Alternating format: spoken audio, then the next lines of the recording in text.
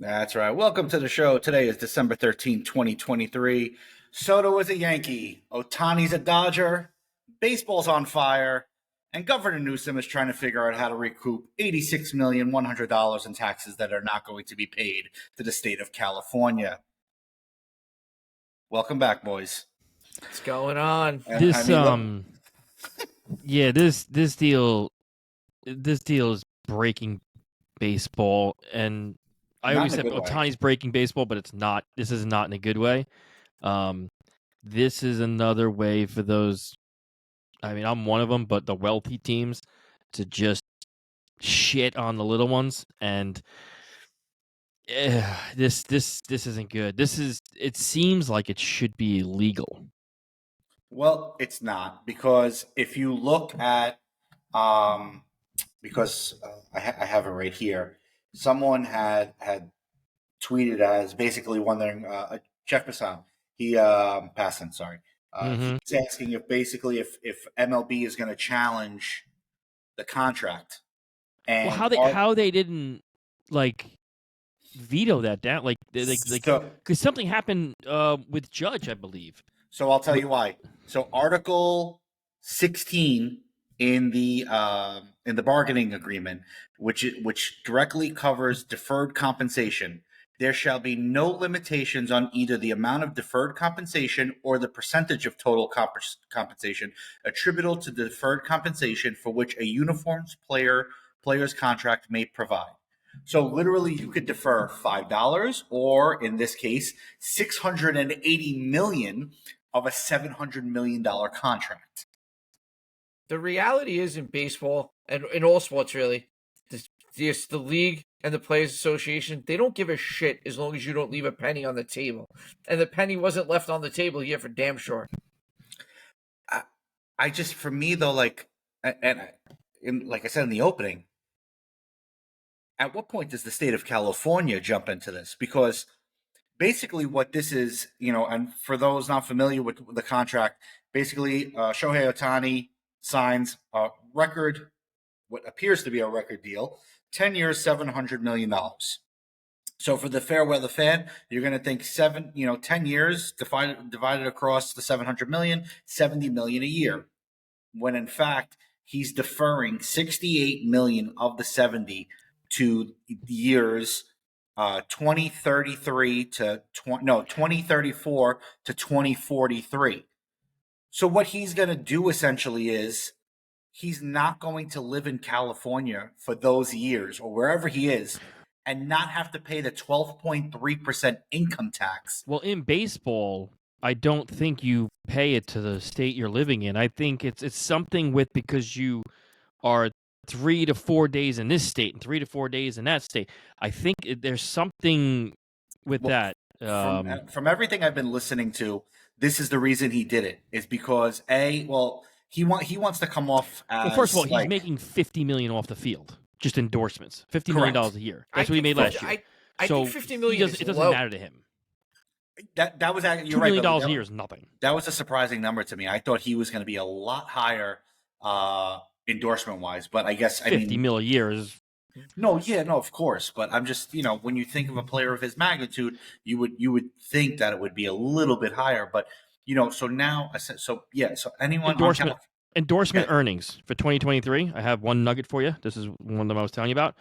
Ohtani in 2023, $40 million. The next closest was Mike Trout. How much? And then 20. After that was Judge. How much? 20 and 10. Nope, $5 million and $4 million. I will endorsements for 2023. This guy is making $40 million. I will guarantee you it will double being in Los Angeles as a Dodger on a winning team. Well, he was already in Los Angeles. A Dodgers market, not an Angels market. Yeah, I guarantee it doubles easily. Yeah, but it's just like so I looked it up prior to coming on the air.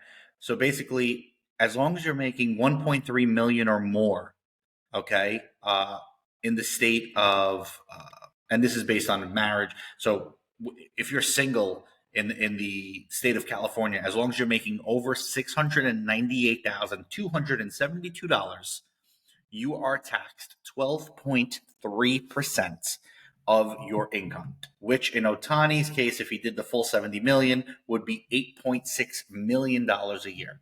He only talks to two people, Ipe and his dog. He doesn't have nobody else.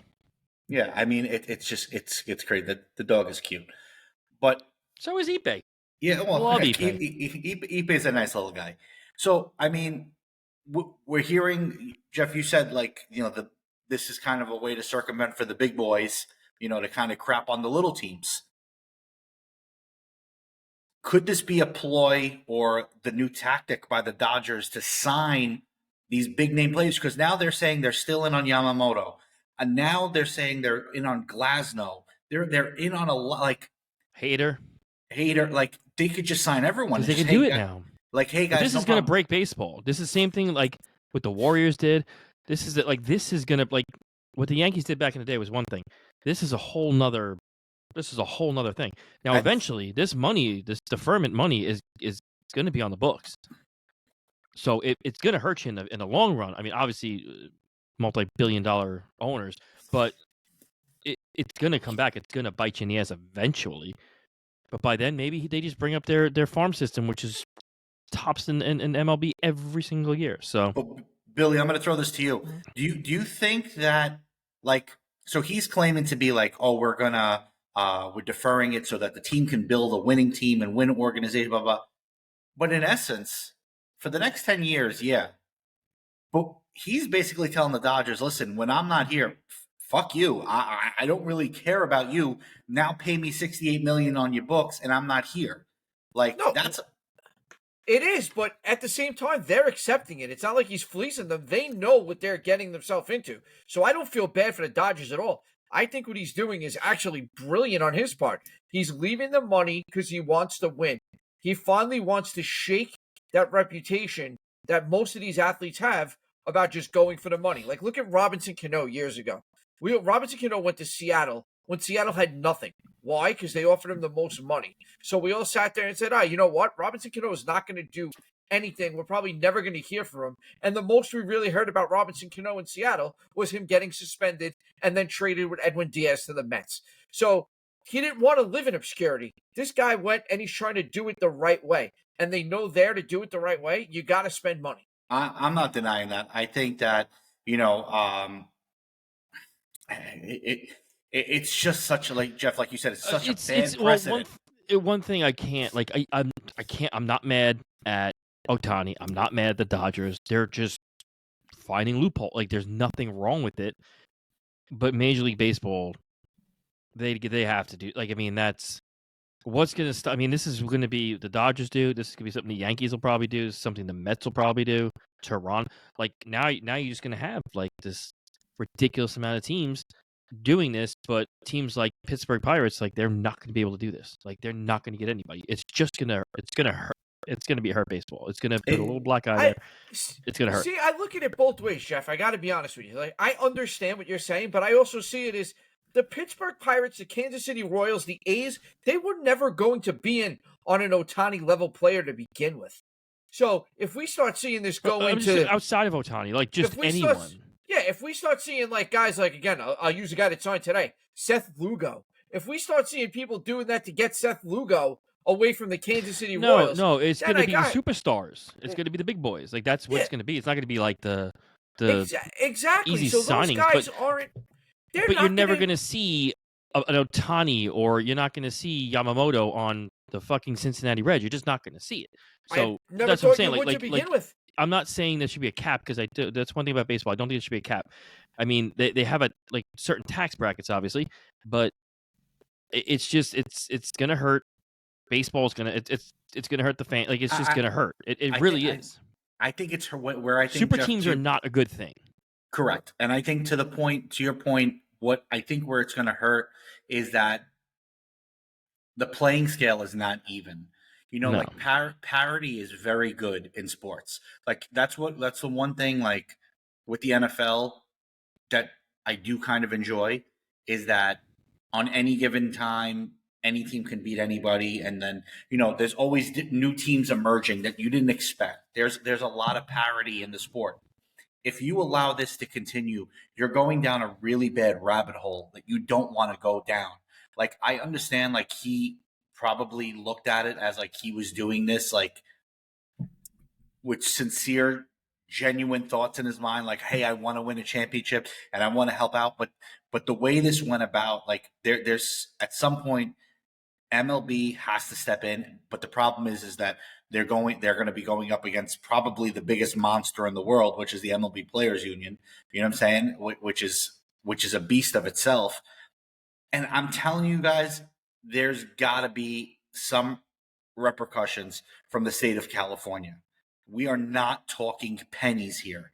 We are talking $86 million in lost tax wages that will not be paid to the state of California because it's based on, and back to what you were saying, Jeff, it's based on where he is residing.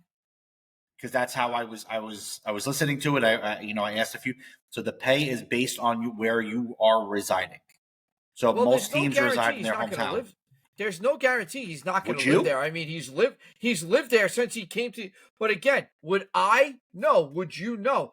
Someone that came from Japan and has never lived anywhere else in the United States, he's going to either stay in California or he's going to go back to Japan. Well, that's my thing. Is I think. But they're also not going to lose the full 86, the way I see it, because to be honest, they're going to gain more because his endorsements are going to gain more. He's probably going to double his endorsement money at least. So they're going to be collecting all the money and taxes on that now. So there's definitely a lot of different ways to look at this. And I mean, that's a big thing you can't. But getting back to your point for a second of where we say Major League Baseball's got to step in. Remember, Manfred works at the behest of the owners. The bigger owners you're going to have, the only people that are going to look to stop this are the smaller team owners, maybe. The bigger team owners ain't going to stop it. The Players Association ain't going to stop it. So you're depending on owners of teams like Oakland and Kansas City and probably Baltimore to step in and be the ones that try to stop this.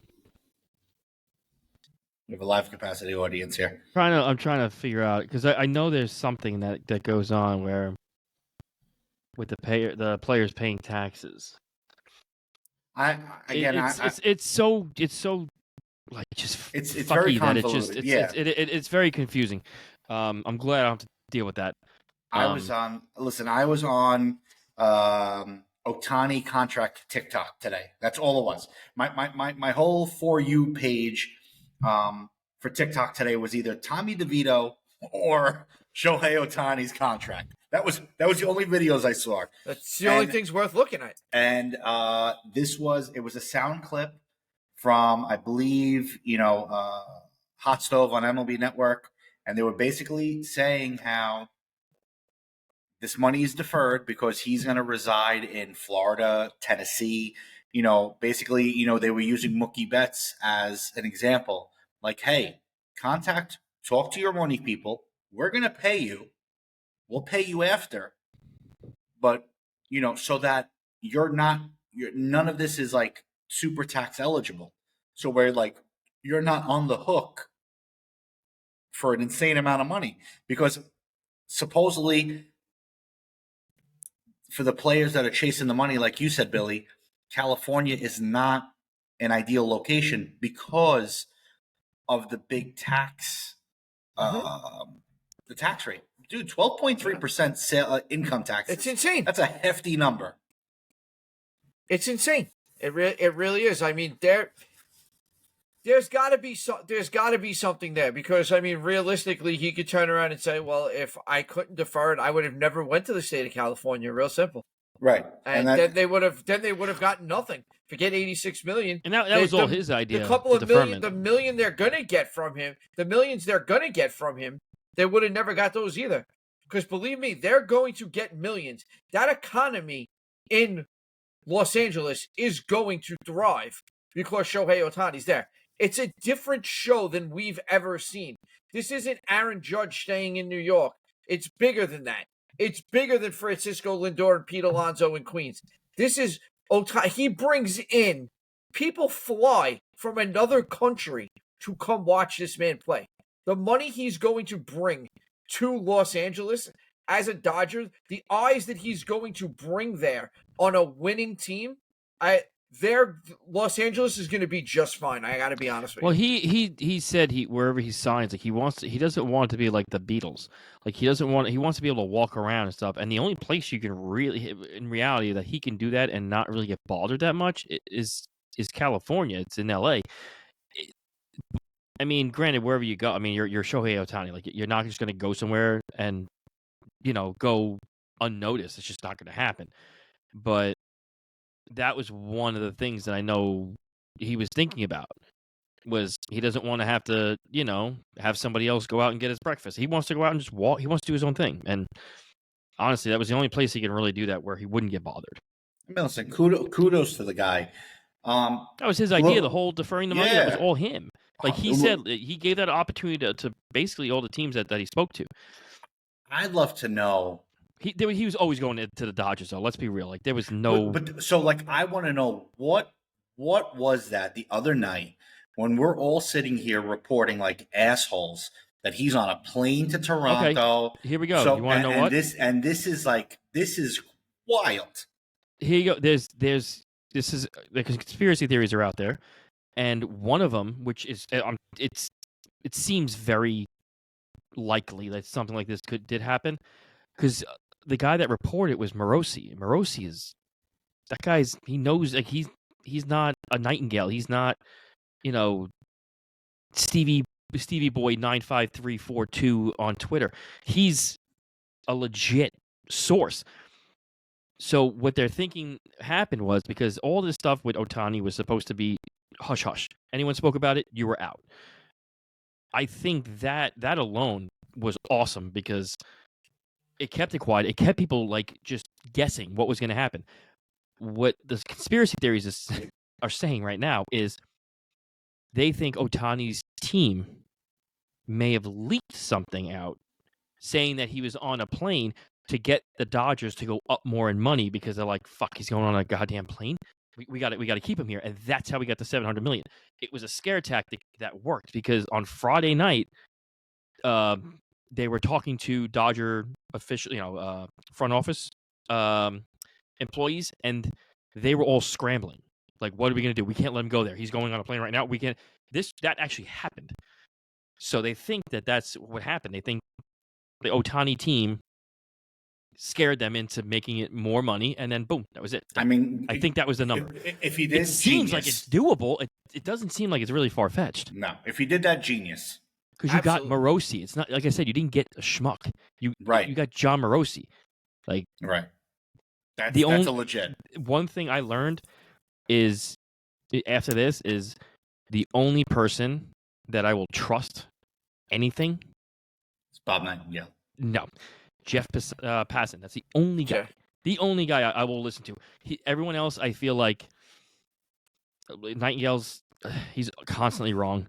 Heyman is just a Boris puppet. Feinstein, like he kind of waits it out.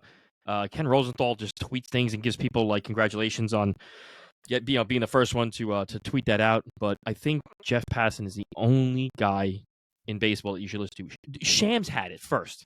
Of all people, a basketball guy. He's the one that broke the news after Otani went on Instagram.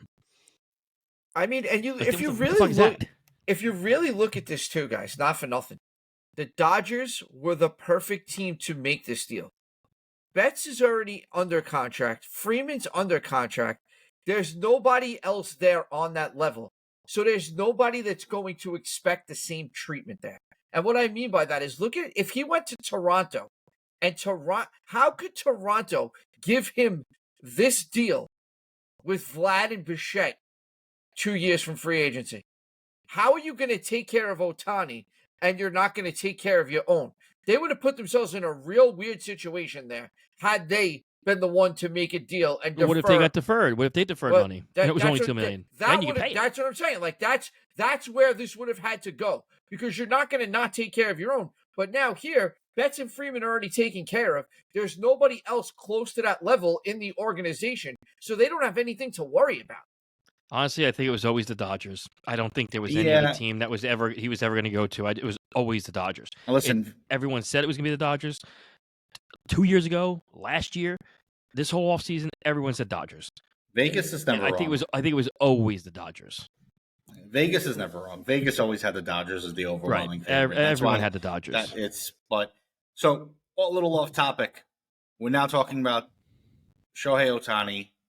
For those joining us now, Shohei Otani signing record deal to the Los Angeles Dodgers. Who's going to be ultimately at the end the biggest influence for the Dodgers? Shohei Otani, or who will have a bigger impact? Shohei Otani or Hideo Nomo?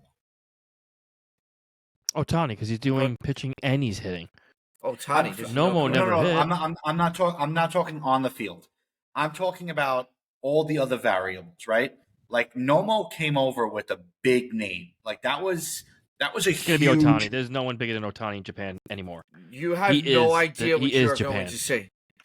Yeah, just like in Entourage when I am Queens Boulevard. Like Otani's just like I am Japan. Yeah, I am Japan. He is. He's like the Vinny. He is like the Vinny Chase of Japan, but he's an athlete. And there's no question. Like, I can't wait to see what it's going to look like there. Again, especially on a winning team. Look what it was when he was winning in the World Baseball Classic and how crazy it was. Picture that over a 162 game season, because these Japanese fans travel. This isn't going to be like, because he was back playing. They wake up at 3 in the morning just to watch. Exactly.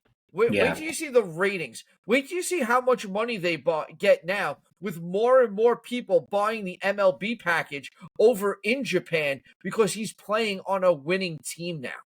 It's like there is a lot of money to be made here aside from the money that Otani's going to make. The economy in that area is going to thrive. Major League Baseball is going to make more money. I can imagine how much money they've made in jersey sales already. Tons. Yeah, I mean, did you see that Joe Kelly, his wife? She made that put together it was like some video. No, because he was 17 and she was giving up all the number 17, the jersey, all this other stuff. So he has a new number. So it was kind of like him debuting his new number. But it was his wife took all of her shirts that had 17 on it and she threw them away. All of her bedazzled things, just threw them away on the lawn. The little son got involved, and at the end he had a white T-shirt on. He comes out of the house. She draws 99 on his back. So that's going to be his new number. He's giving up 17. Obviously, not asking for anything, because I mean, you could, but realistically, like that's Otani. Like you're going to give him your number, whether it doesn't matter if he pays it or not. I'm sure he'll do something for him, but he's changing his number, which I think him at 99 is like perfect. He's not going to say that wild type thing, of guy, but he's that guy. We saw what he did in against Houston. He doesn't care. He'll throw the ball at you if he has to. Like he doesn't give a shit. he absolutely has no care. It's a perfect number for him. It's a perfect number for him. Yeah, he has no cares in the world. And it was funny because I was watching a video about him and he was discussing how for him it's, whatever, it's a number. And he said that his wife was going to put together a list of demands for the number 17 jersey and whatnot. That's pretty funny. And he asked, he was like, there's plenty of sports like football where one person on offense has a number and a person on defense. He goes, he's offense, I'm defense. And he goes, and we could be Joe Tani, so he goes, we could combine the names. And I got a kick out of it because I'll be honest with you, I really have nothing for Joe Kelly. I think he's just a prick. I respect his game, but I just he's very meme worthy. He definitely has provided many good memes in his day, especially his that little crying face. That's so little great. crying face. I still use it to this day. Yeah, he's definitely meme worthy. So guys, obviously there's still a lot of pieces to move. The Giants just made a little bit of a splash in that same division. Finally, someone. Well, listen, let him pass the physical first, okay? We've been down this road before. He'll be all right. Let the guy pass his physical first. But do we see? And we're going to get into it in a little bit. And the other team, who the Dodgers open up the MLB season against in Korea, shipped out one of their big stars. Is there anything that if you're in that division, guys, are you making a move? Like, have you already waved the white flag and the season hasn't started yet? Like what's to be done in that division? Well, I mean, realistically, you can just get as many lefty pitchers as you can because the Dodgers are very heavy lefty. If you get yourself some lefty pitchers, you stand a little bit of a chance. So that's how I would go about it. I would go that route with it. I'll tell you right now, the Dodgers are not a finished product yet, and anybody that thinks there is fooling themselves. I'm not sold on the Dodgers outfield really at all. Of Outman, Chris Taylor, and Hayward. I mean, Outman still got potential. Taylor and Hayward are what they are, and they're not getting any better. Like, I'm not fully sold. And their pitching rotation for 2024 is really not that solid. Otani, clearly we all know, Otani's not pitching in 2024. They're in right now. They're still in on Yamamoto, they say. Walker Buehler's going to be back. Hasn't pitched since August of 2022. Realistically, he's not going to pitch more than 140, 150 innings tops. And that's going to be over the whole season. You're talking about 2 surgeries, flexor tendon and Tommy John. So, and that's your number 1 starter right there. Dustin May, Lord knows if he's going to be ready to start the season. He hasn't even begun throwing yet. Kershaw is a free agent and shoulder surgery. If they re-sign him, which they say they're going to, he's not going to pitch until probably mid-season. We know Julio Urias ain't coming back, wherever the hell he is. Yeah, but we were talking about that, but we said that last year about, the Dodgers, and they just win 100 games no matter what.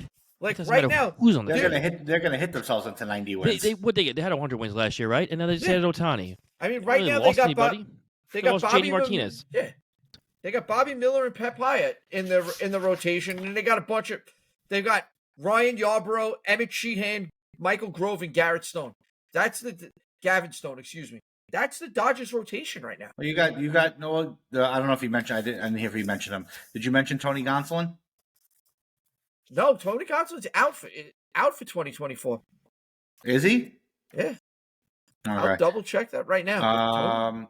Yeah. So I mean, listen, they're definitely gonna make another move. I could see them being in on like a Lucas Giolito.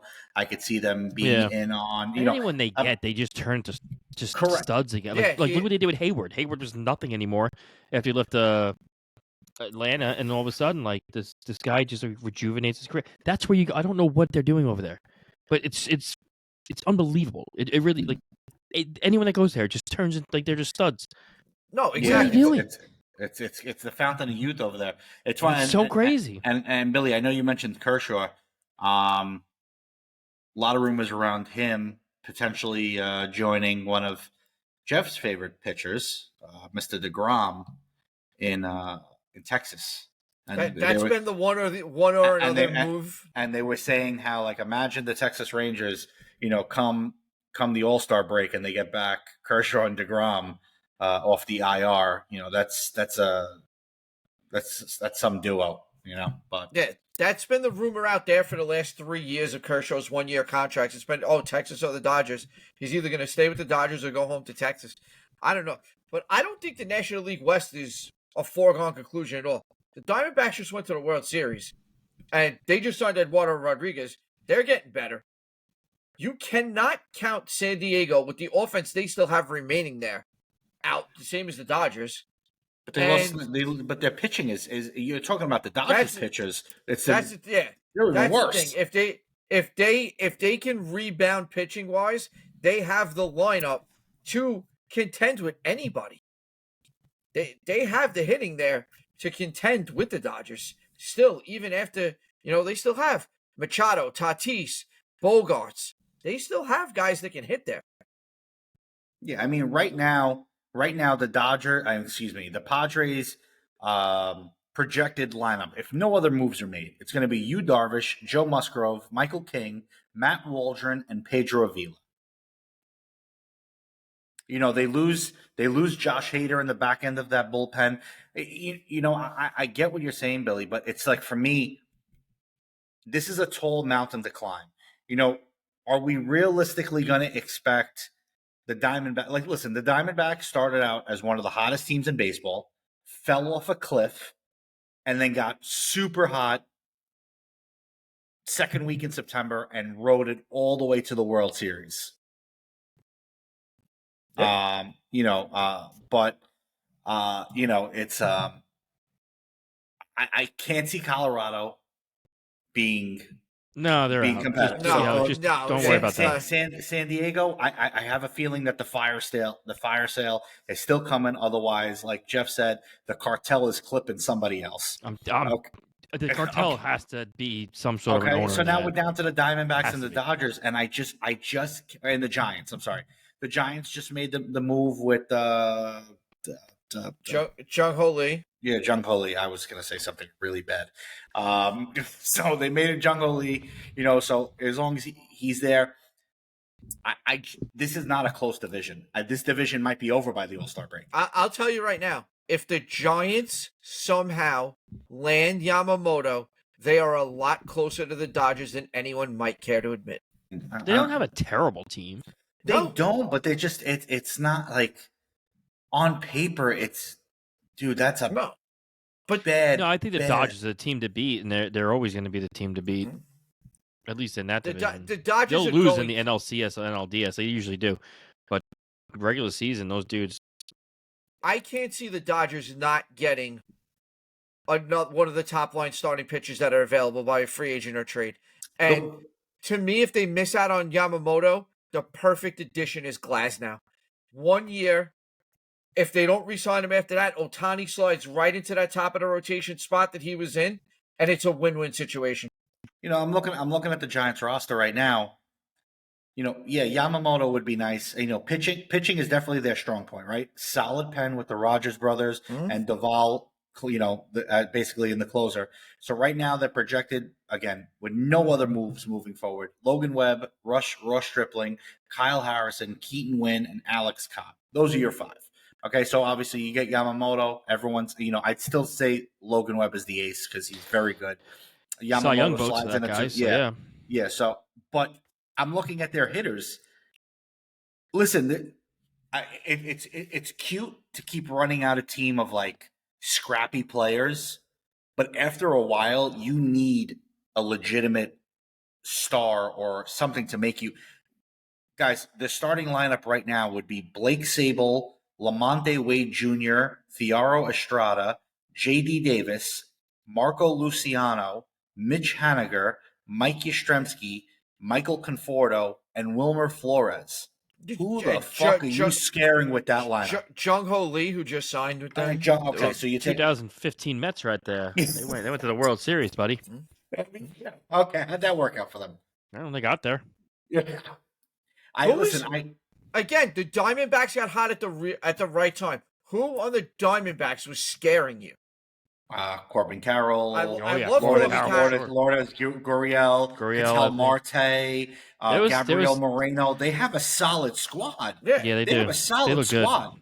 But and their youth. What I liked about them was it was a mix of youth and vets. As soon as they got rid of Bumgarner, it's amazing. That guy, how the mighty have fallen with that dude. Let me tell you, it was the dirt bike accident. He was money until he hurt his shoulder with that. Once he hurt his shoulder with that, it just wasn't the same. It was a wrap. Throwing 85-mile-an-hour fucking meatballs. It's not good. And then Dodgers follow up the Otani move with a trade with the New York Yankees. One I didn't understand, but then was put into perspective by, as Jeff said, the only person you should be listening to in baseball, Jeff Passan. Yankees trade Trey Sweeney to the Dodgers for I think it was Victor Rodriguez and one other minor leagues. And everyone, like all the Yankee fans, including myself, were in an uproar. Like, oh my God, how do you trade Trey Sweeney? Because we don't need him. Well, with Volpe, which one are you going to use? The quote that Passan said was this: "No organization in baseball grades their prospects as tough as the New York Yankees do. And if they traded him out of town, it was for a reason. Because they value... They overhype a lot of their prospects. Let's be real. Sweeney was... he's also an older... They do. The Yankees have always done that. But it's not in a bad way. What they do is they overhype their prospects so that when the trades come, these are the guys. Meanwhile, they're not that good. Clint Well, I mean, listen, Frazier, Andujar, Brian here's a- Taylor, list goes on. But that's what it is. Like, they overhype a lot of them. And again, it's a smart play. It's you hype him up, and then you just make the trade, and then he'll be average at best, and that's what's been going on. But I mean, here's so what it really it's not a bad comes. thing. It's smart. Here's what it really comes down to. Sweeney is a shortstop. We would have to move him. We got Victor Gonzalez, who is going to be about $5 million less as a Wandy Peralta replacement. So we just saved about $5 million right Miss there. Wandy. The money we were the money we were talking about last week that they're This going to guy's have so to much better. get creative with somewhere. That's one of the moves you make. And then from everything I hear, Vivas might be a better prospect than Trey Sweeney. And he plays second and third base, where the Yankees will, in the next couple of years, have holes, not just moving a shortstop into that position. So the move, And I'm going to let you guys have your moment with the Soto. So I'm going to kind of step back, being that you guys are the Yankee guys. So I'm going to take a step back, and you guys can just do your thing. So this is your time. This is your guys' stage. It's a big trade for you guys. And it is, but it isn't. I'm Jeff. going to let It you. is, But I'm going to it let you isn't. have. I'm going to be a nice guy, and I'm going to let you guys have. No, but the we moment, want so- we no. I'm gonna. I make will sure chime you're in from here and there, but yeah. Listen, I okay. do want you guys to have your moment, and you're being excited because you should be. You got a generational player on your team, so you should be happy. So listen, I watched the press conference yesterday. Oh, can I just say one thing about the press conference? Yeah. I mean, a fucking Zoom guy for Soto, that's embarrassing. Be better.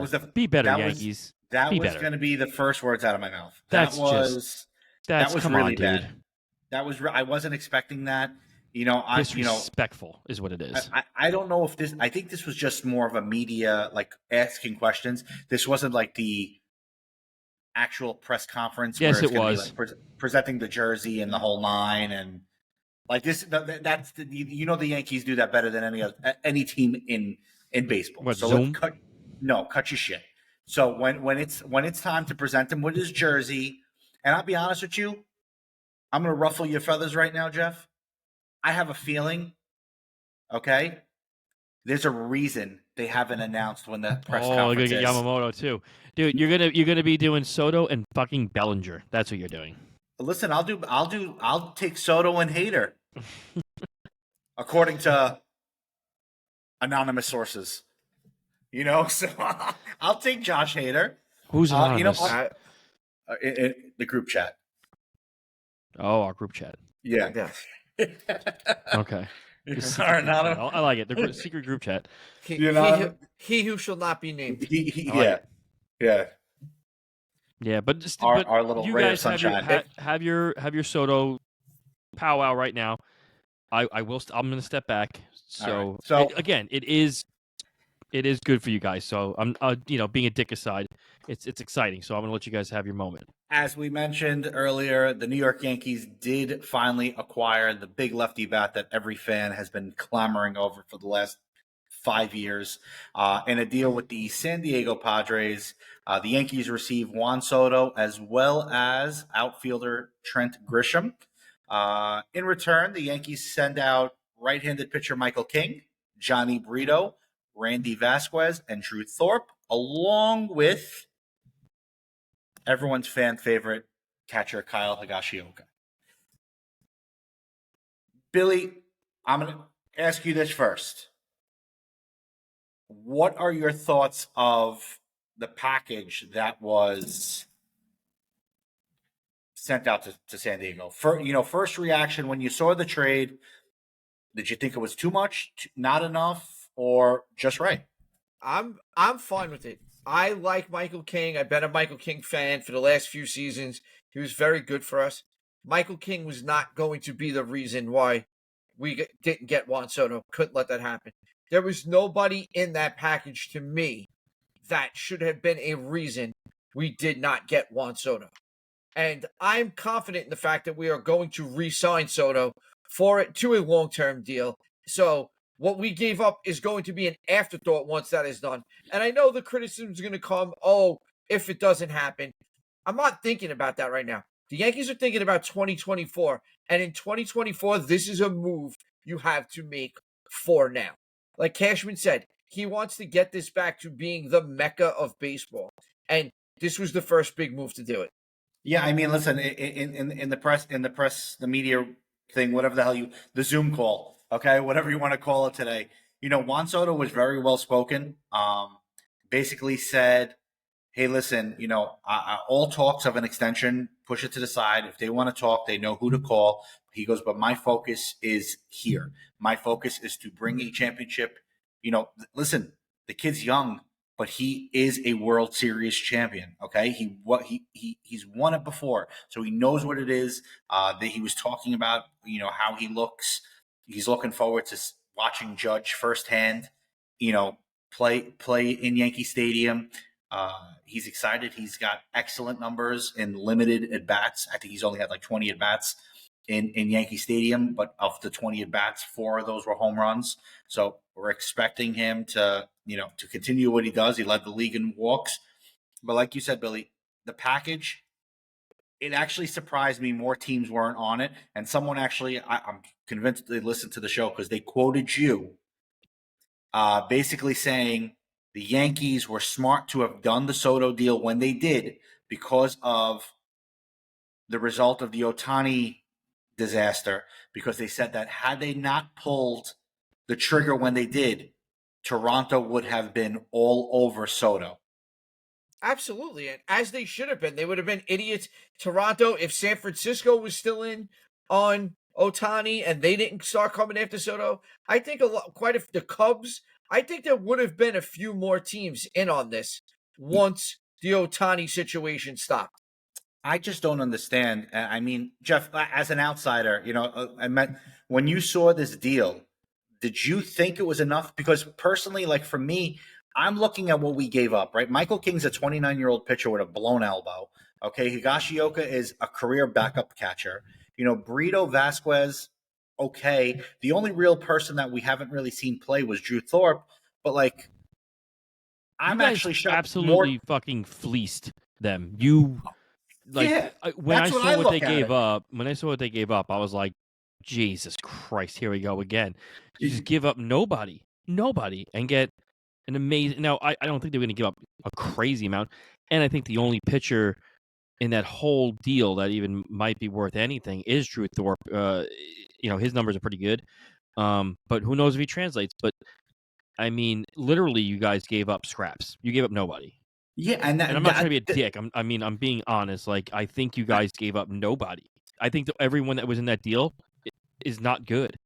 They're not good. I don't even know why they even took that, but I guess they just wanted Drew Thorpe, and they were like, "I'll take the rest." And maybe Brito, like was it Brito? Whatever. Yeah. Brito, yeah, Johnny Brito. Brito.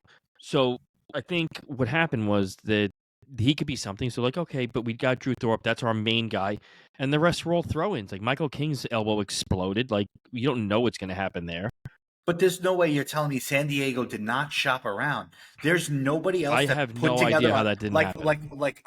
Like you could have literally offered us 3, and it would have been more productive than what the Yankees sent to San Diego for Juan Soto. It just doesn't make sense. It brings me back to the point where you just hype up your fucking prospects, and then this is what happens. So there you go. But that's the thing. That's what they finally got back to doing. They got back to raping other teams. Making what you gotta do. They got back to making the deal before they held on to the prospect for dear life. He came up, wasn't productive, and then wasn't worth anything. And they've done it way too many times. Look how many years they held on to Gary Sanchez on the decline. Got nothing for him. Look how many years they held on to Clint Frazier until they just let him go away. They have been notorious. Miguel Andujar, they had no position for him. The guy was runner-up to Otani for the goddamn Rookie of the Year. They had no position for him after he got hurt that year, but yet they never traded him. They just kept holding on to him, playing him sporadically. He didn't produce, and then he was worth nothing and got released. They're doing it right now. They've done it with Florial for the most part.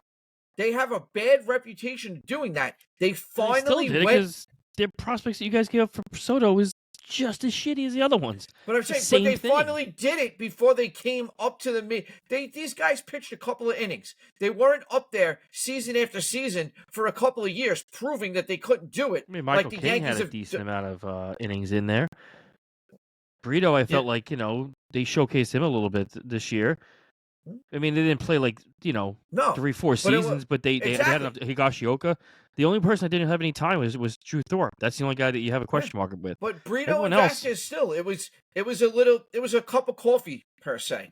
They didn't go out there for 3 or 4 years like Clint Frazier did and not get the job done. And there are teams that wanted him. No, the Yankees wouldn't trade him. I feel like you gave up. I feel like you gave up more for Verdugo than you did for Soto.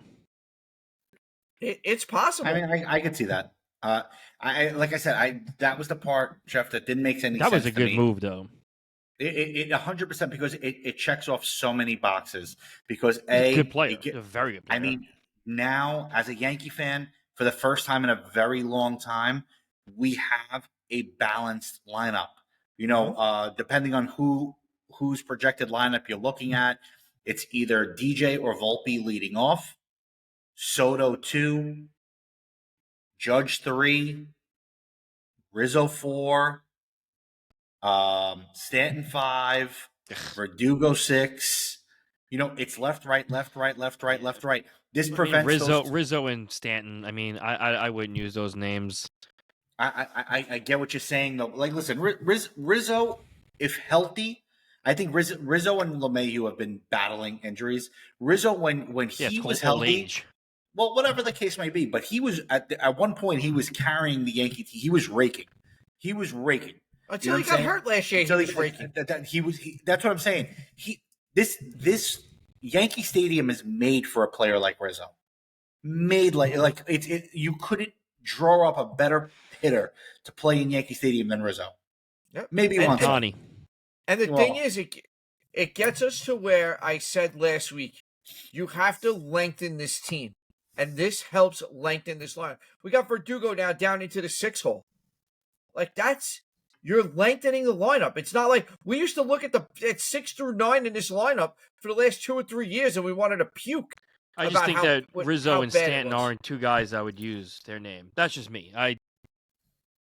Slider, low and outside for Stanton. Goodbye. It's easy. Well, according to Aaron Boone, Stanton's on the comeback. According to the GM, he's probably going to get hurt. Listen, and we have Dominguez on the way back. Don't forget. Right. I think the Dominguez. I think that's more of a next year plan. Putting him in center and everything. To September. Yep. Now, one thing I will say is that I don't think is a smart move is having Judge in center all season. It's not going to work. He's going to get hurt. It's just way too much for a man that size. It's not going to work. So you're really just kind of you're asking for a problem, putting him in center. He's not playing every game. He will be hurt several times this year, and that's not good because you got Soto to and Judge and Soto to be together. Like that's what you got him for. Go ahead, Billy. Biggest thing is sorry, my bad. The biggest thing is that if it goes in the prediction of Stanton getting hurt, then Judge will be out of center field right away, and they're going to split right field between Soto and Judge are going to play right field and DH. The biggest thing now where it gets tricky is where is Soto going to play?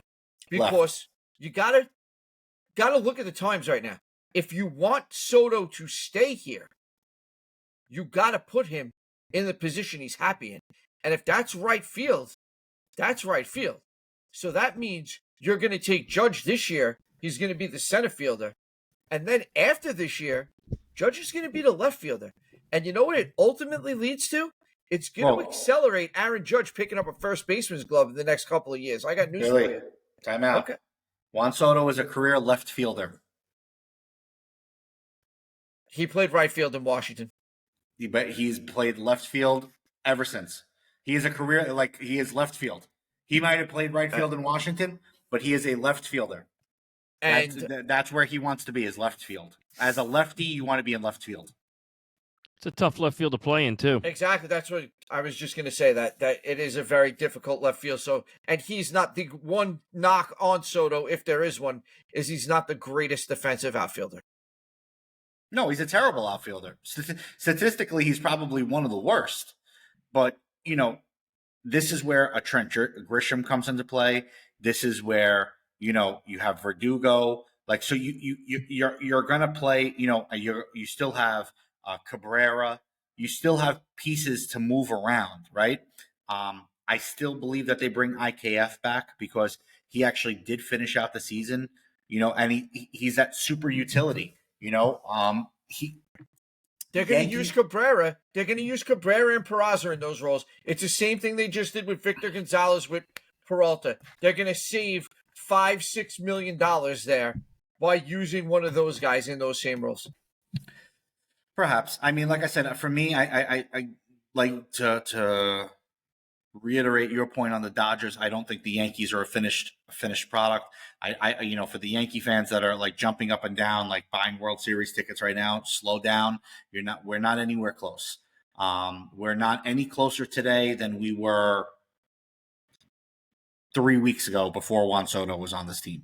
Because I think that's an insane statement, but okay. Well, I'm going to let you finish. No, because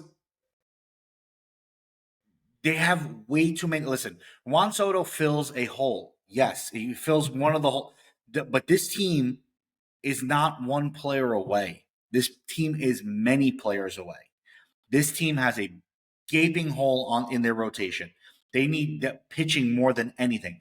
You only have one certainty in Garrett Cole. Everything else is a complete toss in the air. You don't know what you're getting from Rodon. You do not know which Nestor Cortez is showing up. Okay, the back end of your bullpen is decimated and depleted.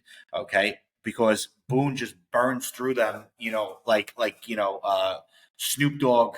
In the roster room. I agree with you, but at the same point, it's the offense is set. The lineup is set. Unless a third baseman falls into their lap out of heaven and they put DJ on the bench, which I don't see happening. But there's nobody else is going anywhere offensively unless they do what we've discussed quite a few times, and that's trade Gleyber Torres to a team like the Marlins for one of their starting pitchers. I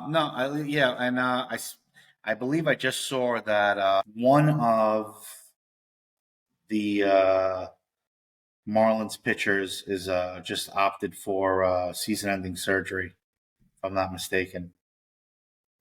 I was just reading that one of them just one of them, I think it was Yuri Perez. If I'm not mistaken, I think Yuri Perez opted for surgery and is most likely going to miss. Alcantara, didn't he hurt himself? Alcantara got hurt as well, but from what if I read it correctly, he I believe he has he went to go have surgery. Yeah, pretty sure. I'm pretty sure that's what I read. I could be wrong, but pretty sure that's what I just read. Or if it wasn't him, one of the Marlins pitchers just opted for surgery. So someone on the Marlins is having surgery. Well, there was a Pirates player, Yuri Perez. I think I might be wrong, but I know that guy just had a UCL. Yuri Perez is on the Marlins. Then it's not them. I literally just saw it. I just tweeted. I'm looking right now. I don't see anything. I'll get back to you. Speaking of bad injuries, man, your Mets need to stop playing winter ball, man. I don't mind it when it's a position player playing. I don't mind it at all. It's the pitchers. Like the pitchers, I don't want you doing that shit. Players, that's fine. I mean, it sucks because I really think this kid was going to have a breakout season, but Mauricio trying to steal second, hurting his knee and his ACL. The good thing is he'll probably be back in about after rehab and everything between 8 and 9 months. So does that change? Do you think that changes the Mets? Yes. Like game plan this offseason? I mean, you can't depend on Beatty right now. You he hasn't shown you enough to like take the job. That's why I think Mauricio was going to win the job at a spring. But now I think you pivot and you bring home Justin Turner. 1-year deal. Just you need someone solid there just in case, because Beatty and plus he can play everywhere else. Like it's not like he's stuck at third, Turner. But if Beatty's not doing the job, you need someone to go there, and it's I don't know if it's gonna be Vientos. I think they need a sure-handed vet at third base, and he can hit the shit out of the ball too, which is also. So my question is, you're talking about Turner, right? Yes. But someone that I see that's not getting much love. Where's the market from Matt Chapman? Nope. He doesn't hit enough is the problem. He's got a sick glove, but he can go on a team that can absorb his. He's 8 years younger than Turner, and he's got. Yeah, but we don't need long term. Our long term is just he's out for the year. That's it. Our long term is he's either there. I mean, we got a deep farm system now. It's not what it used to be. It's been built and it's pretty deep. But you have Beatty for third. You have Vientos for third. That's your future. Mauricio at third. Those are your guys. You just need someone to fill in for right now, just until Mauricio comes back. That's Justin Turner. You don't want to sign a guy like Chapman 5-6 years. Yeah, no thank you with that. Well, listen, Justin Turner is a good clubhouse guy. It's been noted everywhere. Yeah, no, he can still hit and he can still play, and it'd be nice to see him come home and come home. They didn't give him the chance. He went out there, became a star, and bring it home and just show It'd be full nice circle. Full circle would be really nice. I would love that. It would be nice for him to finish his. Yeah, Bill. Sorry. Chapman's more of a piece. I mean, not for the Mets. Like, no, you're not going to pay Chapman what he's going to want to go out there and get to go in that lineup and hit like sixth, because he's not a middle of the lineup hitter for them at all. What I would like to see the Mets do, I mean, Turner would be a great addition too. The Mets have the pieces, and I know he's available. Go trade for Jonathan India from the Reds. His dad's a huge Met fan, by the way. He's at second now, but he came up as a third baseman. The Mets were supposed to draft him that year. Yeah. Out of college, that was the pick, but they passed on that. I don't know why, but they did. But his dad is a big Met fan. Like Jonathan India said, but when they were playing the Mets, that during the season he calls dad, be like, "Hey, did you watch my at bats?" He's like, "No, I was watching the Mets. I'm going to watch I taped your game up. I'm going to watch it after." He doesn't even watch his own kid live. He watches the Mets, and then he goes and watches his son play for They Cincinnati. just have so many infielders. I would love to have him, by the way. I love that guy. I wanted him from the start. I would take him in a heartbeat. India's been solid. India's been solid for me in fantasy. So yeah, I mean, I would love to see him stay in the NL, so I could keep him on my NL team. But yeah, like I'm looking at the remaining, but like, good call. I'm hoping that now that the Otani sweepstakes or lack thereof is over, that like the floodgates now start to open. The market has been set, if you want to call it that, because there's a lot of names on like the available list that I haven't heard much. Jeff, back to your Mets, the big name that we keep hearing tied to you guys, JD Martinez, which would be a nice little DH piece right there. I'm going to be mad. Be definitely upgrade over Vogelback. But like I'm looking at names like, Rhys Hoskins. Granted, he's coming off of that injury. Whit Merrifield had another solid season in Toronto. You have it. The problem is that all these guys are like on the wrong side of 30. That's really the issue here. You have Tim Anderson. Shot at Rhys Hoskins, though. Yeah, listen, Alf. Yeah, but now where do you put him? So now you're taking Rhys instead of JD. Yes, because you have you can't. That would be fine. I would be okay. Unless for some unbeknownst reason you guys don't sign Pete Alonso, which I don't get what's taking so long. What's taking so long is he just changed his agent. So now we have a whole nother thing we got to go. That's something that they can worry about in the offseason. They don't have to worry about that right now. They have him. He's theirs. Like he's theirs for this year. No matter what he wants to do, he can sit out. He can do whatever he wants. He's a Met. After the season is a problem, but I think they'll get an extension done. It'll be like an 8-9 year deal, something like that. They'll get something done. He deserves it. 100%. Listen, he's the king of New York. He's the king of Queens. That's our guy. He's your face. Yes, and he's a good, he's similar, just like Judge is for the Yankees. This guy does everything right. He never speaks out of character. Like, he always does the it's right always thing. a we And it's like, with the team. yes, It's never correct. me. I mean, I can't even tell you. He has about 10 or 12 charities he runs. Like, the guy does everything, literally everything. Yeah, it's and he wild. embraces New York. He embraces when he came from, because he lived in Florida, became a Gator, my favorite team. And then when he got to the Mets, the guy embraced the whole 9/11 thing, all that. He he felt like he was a New Yorker. That's like he's legit, man. I think that's a guy you got to keep. You have to keep him. Yeah, I'm looking at the list. Good.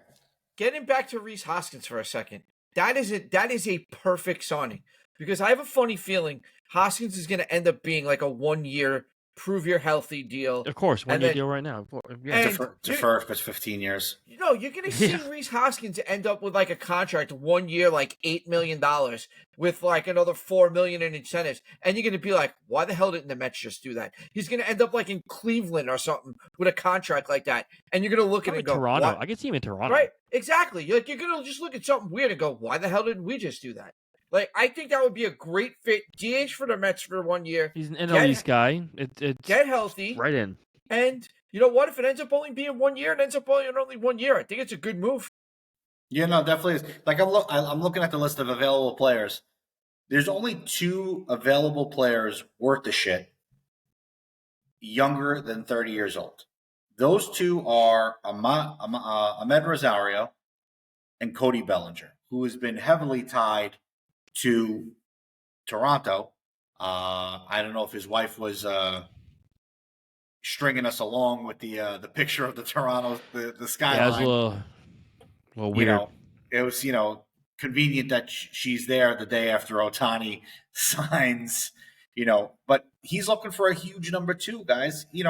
Last I heard was $300 million. Yeah, that's so insane. Off 1 year, like, that's so crazy. It's crazy. He's gonna get. He'll probably crack 200. Some team will give him over 200. I could see 250. He should be. That's way too much. He should be a Chris Bryant deal. 8-year. 175, whatever, like something like that would be. I don't even know what Bryant's getting. It's something similar to that, or 8-year, 180. I think that's right, actually. Listen, this is the first time. That Bellinger has cracked the 300 mark since he won the MVP in 2019. That's what I'm saying. Like, it was over 1 season. Yeah. I mean, again, the shift is gone, which does help him. But also, he's like, 2 all years his numbers back. went up. All of it. Yeah. He's 2 years off getting his shoulder back. And he was another guy, like we said about Bumgarner earlier. He had a rough 2 years coming back after he hurt his shoulder in the 2020 postseason. He hit over 280 with 2 strikes on him this year. Mm-hmm. Before, the guy was like a career like 150, 160 with 2 strikes. But last year he happened to be 280. The numbers don't really. You know what I mean? Like you average 150 for your whole career with 2 strikes, and in 1 year you go 280. You have to show me a little bit more before I give you a big payday. You have to show me a little bit more of that. Jeff, out of curiosity, if the number comes down to earth, would you take him as a Met and move Nimmo to left field? Yes, I would. Take a shot. So, Billy, any number can come down. A lot of opt-outs, though. I'll give him a lot of opt-outs. Yeah. Listen, any 8 number years can come down and if 5 opt-outs. Yeah, if it could be deferred, for 55 years. I mean, listen, they're just Bobby Bonilla 2.0. And I only say yes to that because the Mets still do need a left fielder. They do need an outfielder. With Mauricio hurt, especially, because Jeff McNeil could have went to left. That guy plays a pretty solid left field. But yeah, I would do the Bellinger thing only because we need an outfielder and moving Nimmo. Nimmo's a pretty good center fielder. Everybody healthy, an outfield of Stalling, Marte, Bellinger, and Nimmo sounds damn good. Yeah, but Nimmo's a good center fielder, and he's proven he can play it. Listen, the guy that I do actually tough. like to I see. would do it. Yes, I would figure out everything, the schematics of it later. So I would do that. A cheaper version, Yes. okay? If you want to go that way for the Mets, that I could actually see that fits what you're looking for. I wouldn't be surprised to see them looking in a Jock Peterson. I said that last year. I would have thought it would have been a perfect move last year for them to do that. I still think that he could fit what you're looking for. He's a Met killer, so putting him on the team would just help us. He absolutely rakes against you guys. Yeah. It's wild. I mean, as far as very, very quiet winter meetings and hot stove as of late. Obviously you had the three big splashes with the Giants, the Yankees, and the Dodgers. But other than that, it's like now once I said once Otani falls, it'll all come together. And then next up, Yamamoto's having some meetings this week. He wants to sign before Christmas. Christmas is coming. I think they're saying the last one left is the Red Sox. Like he's done. Yeah, there was like three. There was 3 teams. I think he was doing in one day. The Red Sox are tomorrow. In reality, nobody really has a shot other than Mets, Yankees, Dodgers. That's basically what it is. I think he took the courtesy meetings with the other teams, but I'm pretty certain it's going to be Yankees, Mets, and Dodgers. Yeah, no, it's gonna be real interesting. I mean, does he go over 300 mil? You think? Do you feel as confident this week as you did last week about signing Yamamoto? No. Jeff? I do, except for the Dodgers with their whole Ohtani thing. No. You can't burn the candle at both ends. Sure, I can. There's a wick on both ends. No, there's not. Yes, okay? There is. Mine there is. All right. Well, you got a stupid candle. My question to you is: with the way that everything played out with the Dodgers, you still feel confident that Yamamoto ends up in Queens? No, I'm a little bit more reserved, nervous. Okay, which is just because of the Dodgers. But I still don't think they'll be outbid. I think the Mets will outbid them. It's just a matter of if he wants to go play there. I still think, I still think it plays out the way a lot of people are thinking. It's going to come down to one of two things. If it comes down to money, I agree with you. I don't think the Mets are going to be outbid. I don't think Steve Cohen can allow himself to be outbid on this guy. The only way I do not see him end up in Queens is if the Yankee way outweighs the money. If the number is close enough, so let's just for argument's sake say you guys offer him $300 million, and the Yankees come in at does the $25 million,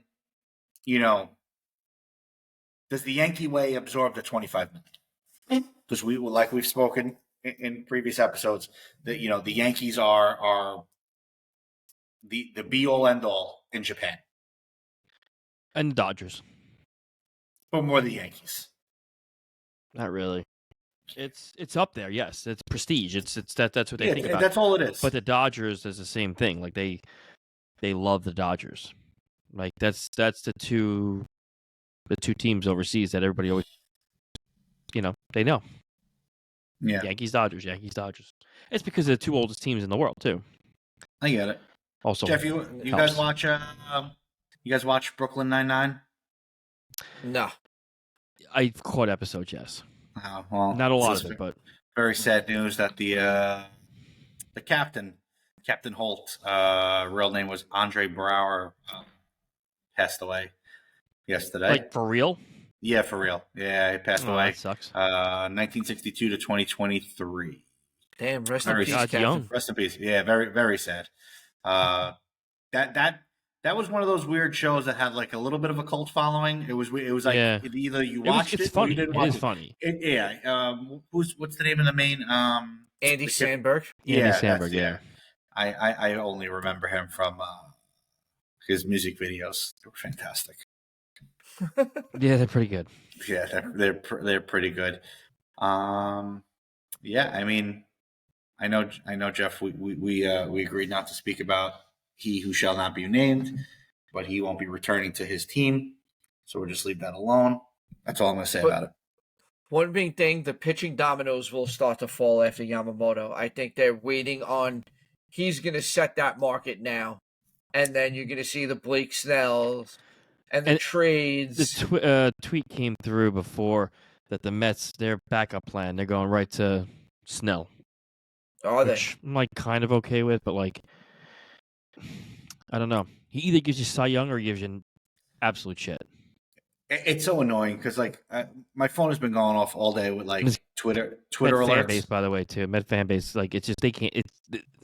They drive me insane. Like I wouldn't be able to survive the ups and downs with that guy. And every 2 seconds, it's a new signing, and it's no one I've ever heard of. But it's all like these little minor league deals. So now the Red Sox signed Cooper Criswell. Yeah, I just saw that one too. Never even heard of this guy. But good for you, Cooper Criswell. Welcome to the Red Sox. That's the other thing. Congratulations, I really wish the Mets would stop fucking doing this. It drives me insane. On days that like people are signing big names and trading for big names, stop posting that we signed a minor league deal. Like just stop. Don't post those. There's no reason for that. Like you're just making it bad for everybody. Stop doing that.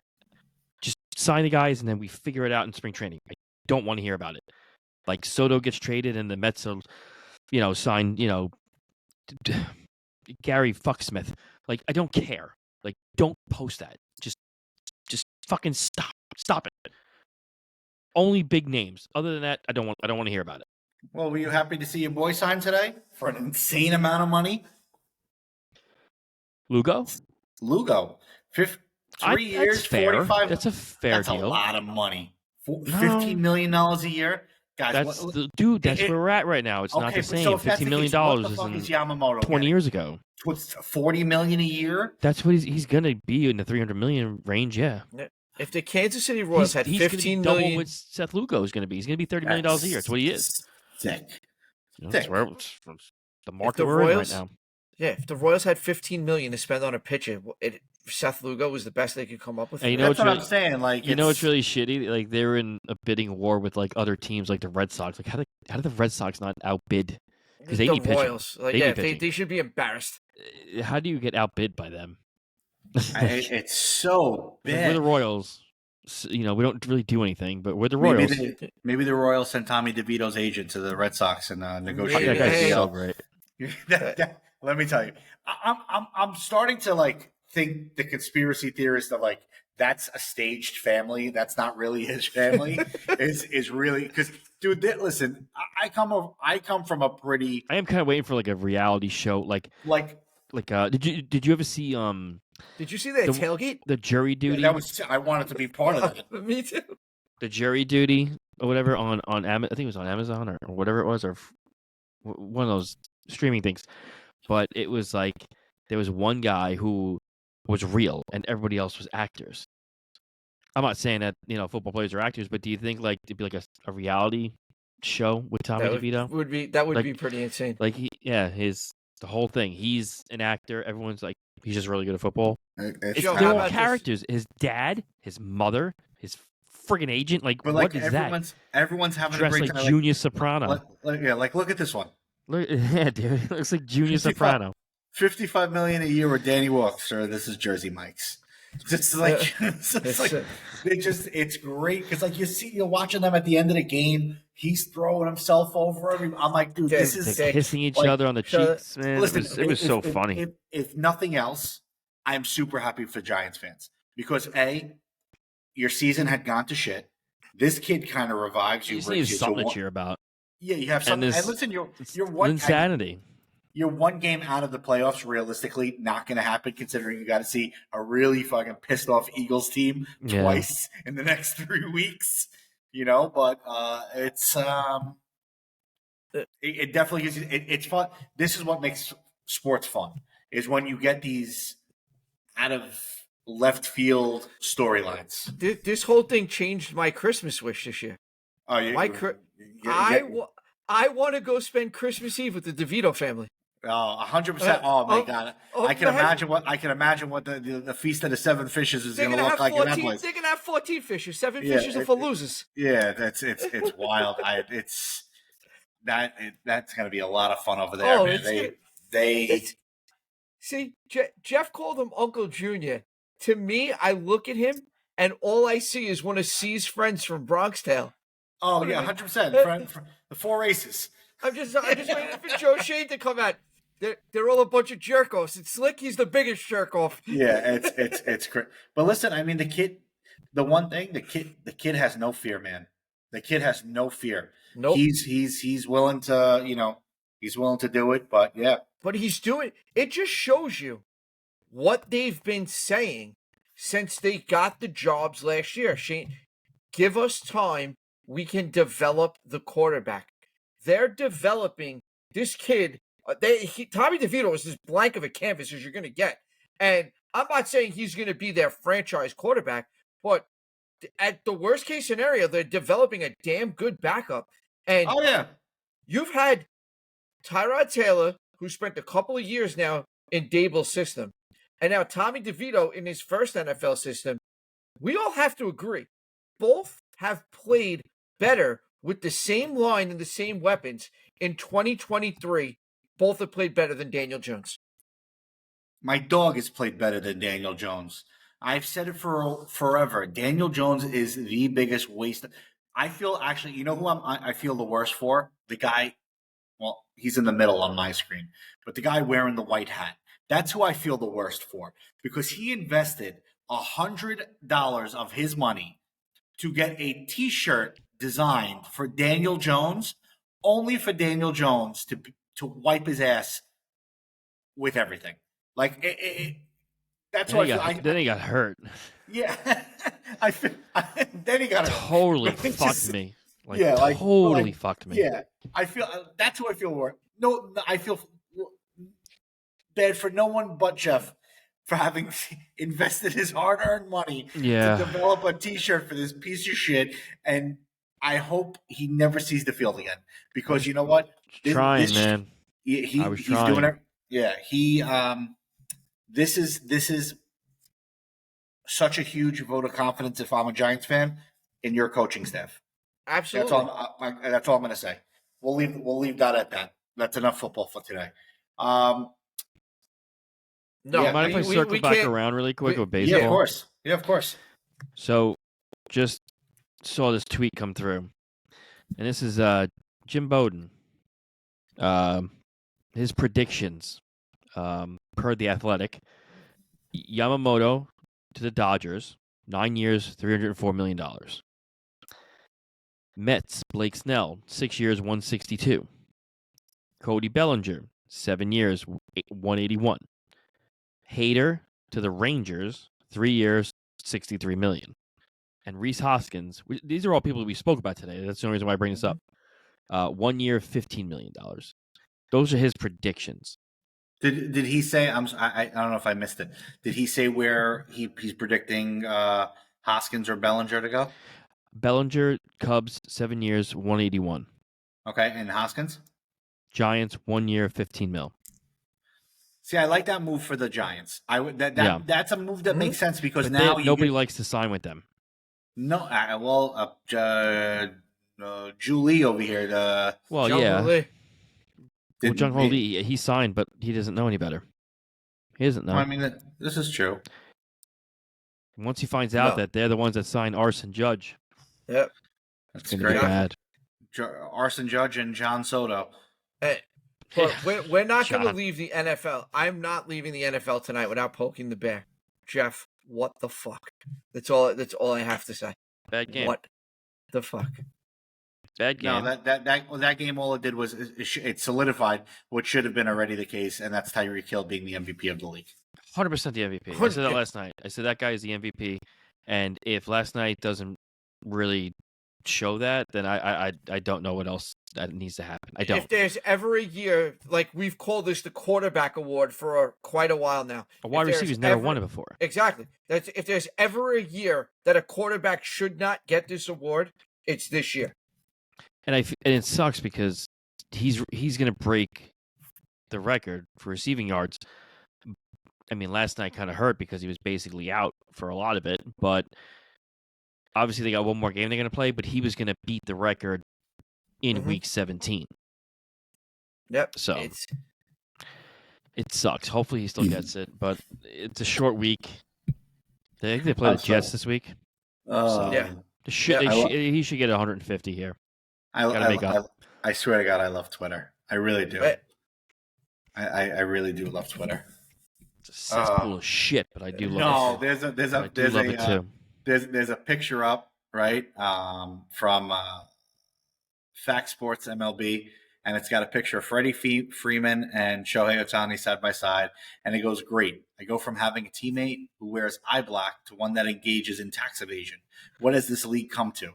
And then in the bottom in fine print, it goes, Freddie Freeman did not say this about Shohei Ohtani, deferring the majority of his $700 million contract as far as we know. I saw that before. That was great. As far as we know. Oh, this is fantastic. That's going to be I think that's the part that I'm most interested to follow over the coming weeks is how this plays out. I know MLB cannot restrict the contract as it's already been approved and everything, but I'm curious to see what the ramifications are because of this contract moving forward. If there is verbiage, if there's an addendum put in, something. Because, Jeff, like you said, he's breaking baseball, but not in the right way. Yeah. Baseball's already not on most people's favorite list as a sport because of everything. This will just make it that much harder to watch when the competitive balance is not even close. No. I think what you're going to see, honestly, is something along the lines of where they're going to put some sort of percentage barrier in for that. Like going forward, maybe only 50% will be allowed to be deferred, or 40%, or something like that. It's besides that's tough. that or a salary cap, you're not. There's no other way. Without a salary cap, you're never going to see competitive balance. I'm sorry. And he's kind of being a dick because deferment days that's Bobby Bonilla's day. Like that's fucked up. You got to let the guy that's a little ridiculous. Let the man have his goddamn day. Trying to show Steve Phillips up.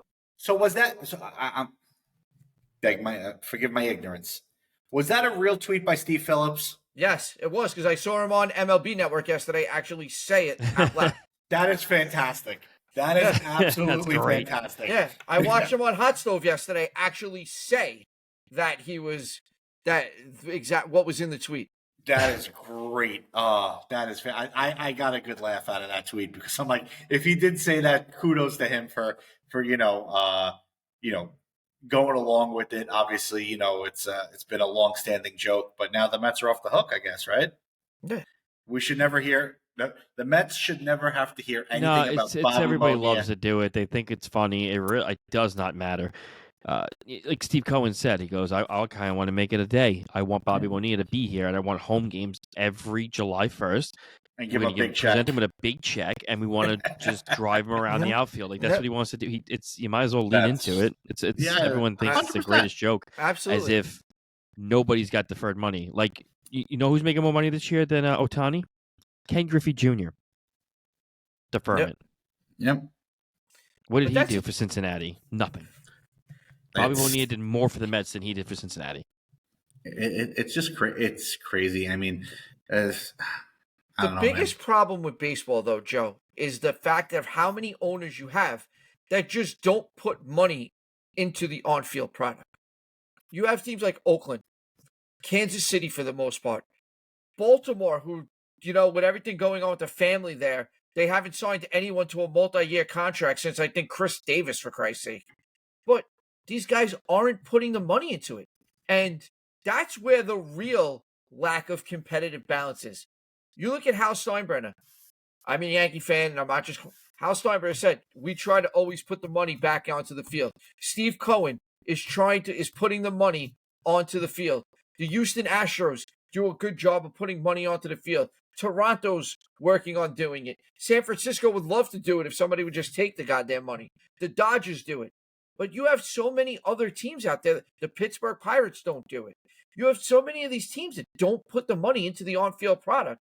That's where the real competitive balance is lost. I think with baseball, the revenue sharing, and I think that's kind of where this all has kind of went to It went south. It didn't play out exactly how I think they anticipated it to play out because, when they originally did the revenue sharing and whatnot, they were hoping that, the bigger teams, they're going to spend more money, year to year, but the little teams were going to get that money and put it back into the team to be competitive. But the problem is you get a lot of these owners that are just putting it back into their pocket and they're not putting a product on the field.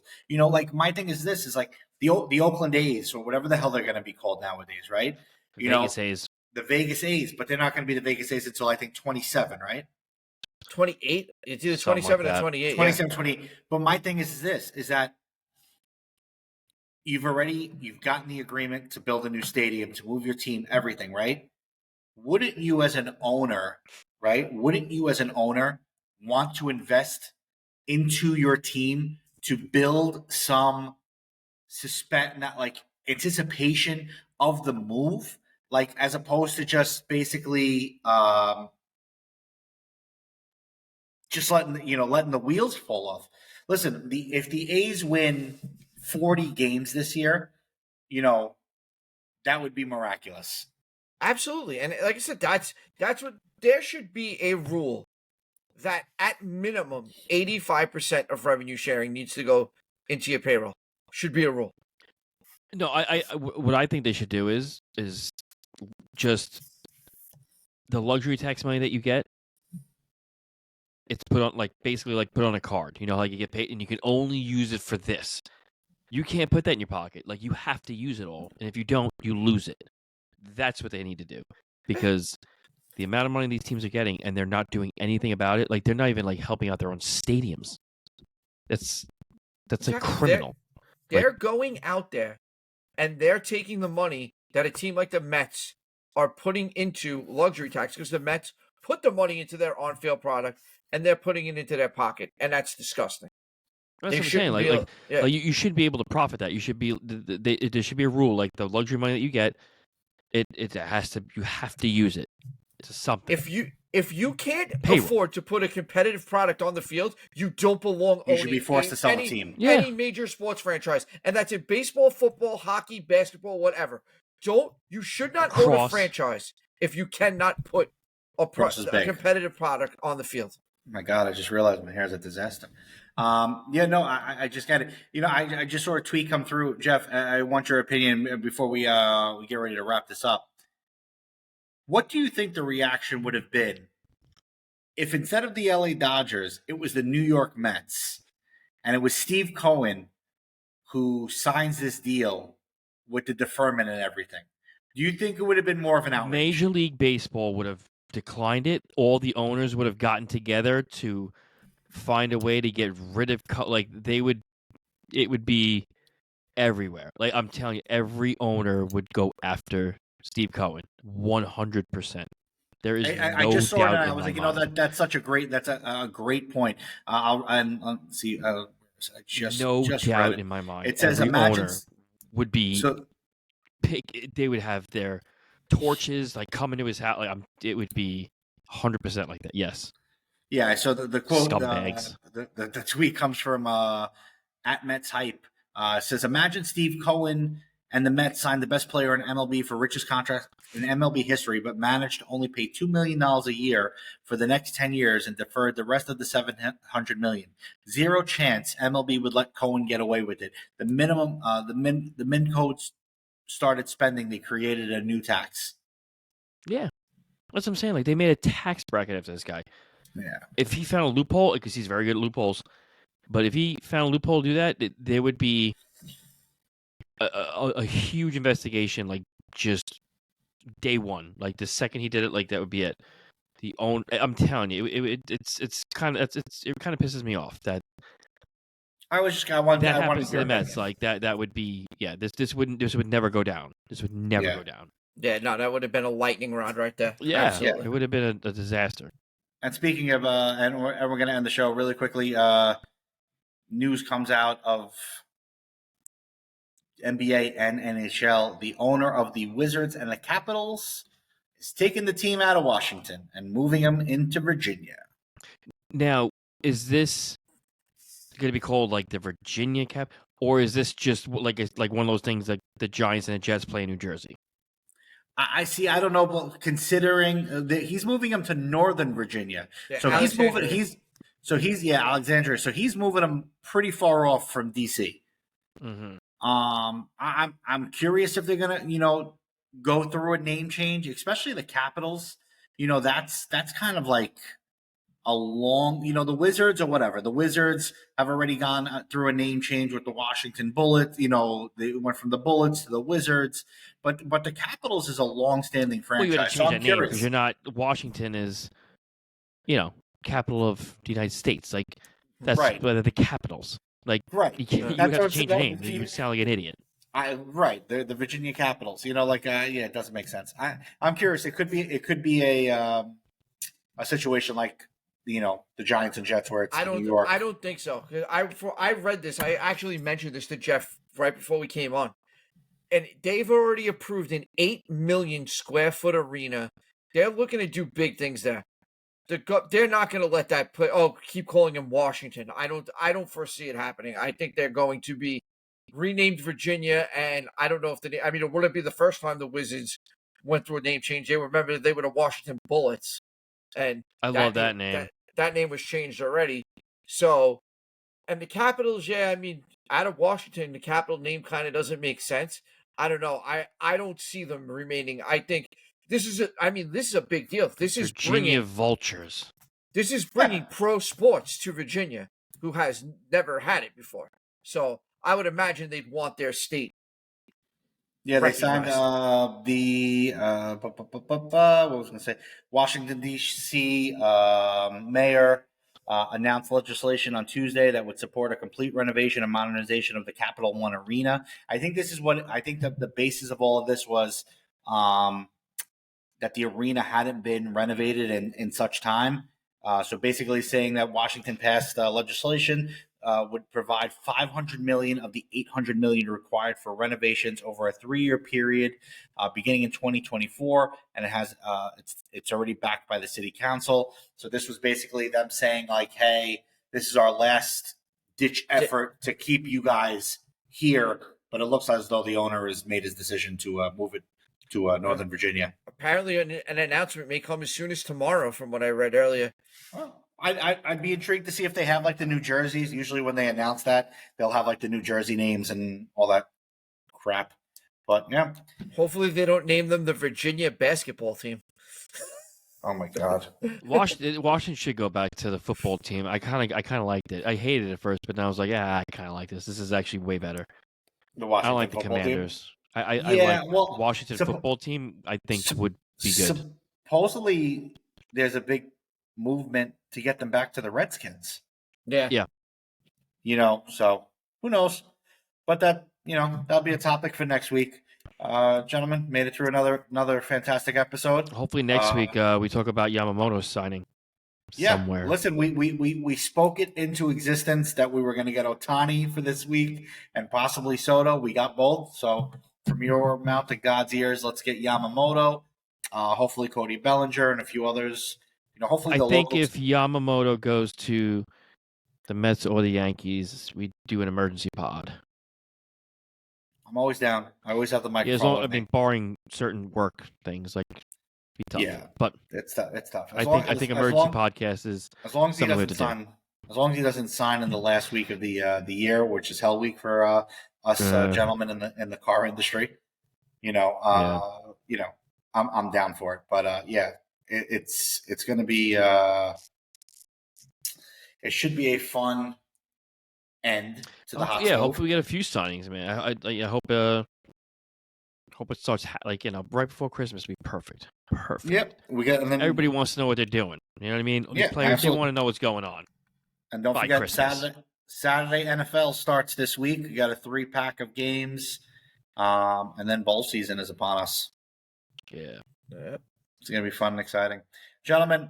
Sweet. Thank you to everyone listening. Thank you for joining us another week here, Fired Up Sports Radio. For myself, Jeff, Billy, stay fired up. Have a good one. See ya later.